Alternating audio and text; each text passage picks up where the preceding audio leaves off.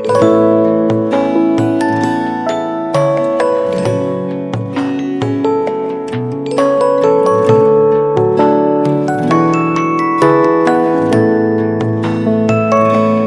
អ្នកធ្លាប់ខលធ្លាប់តែសួ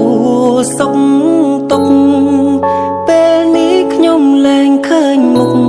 តើសុខទុក្ខម្នាក់នោះយ៉ាងណាធ្លាប់និយាយផ្អែមល្ហែមធ្លាប់សាសងស្នេហាគ្រប់យ៉ាងបដូរអស់ហើយណាមានអារម្មណ៍ថាឈឺចាប់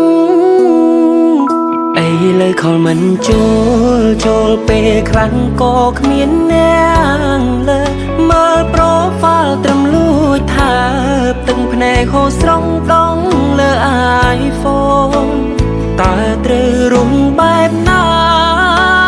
ពេលដែលគ្មានរូបស្ងួនពីភពលោកប្រែស្រពោនបាត់អូនបងបាត់អ្វី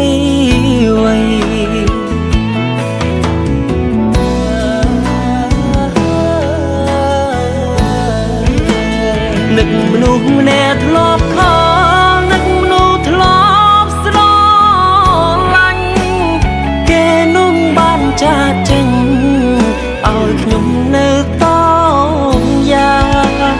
នឹកមនុស្សម្នាក់ធ្លាប់ខលធ្លាប់តែឆាប់តបញ៉ាសាគេធ្លាប់សន្យាថាមិនទៅណាចោលបុរសម្នាក់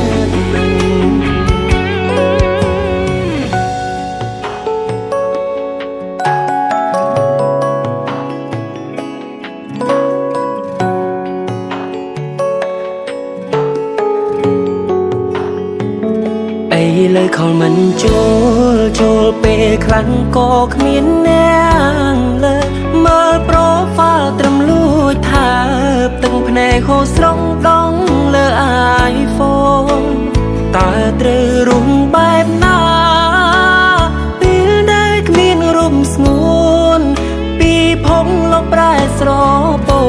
នបាត់អូនបងបាត់អ្វី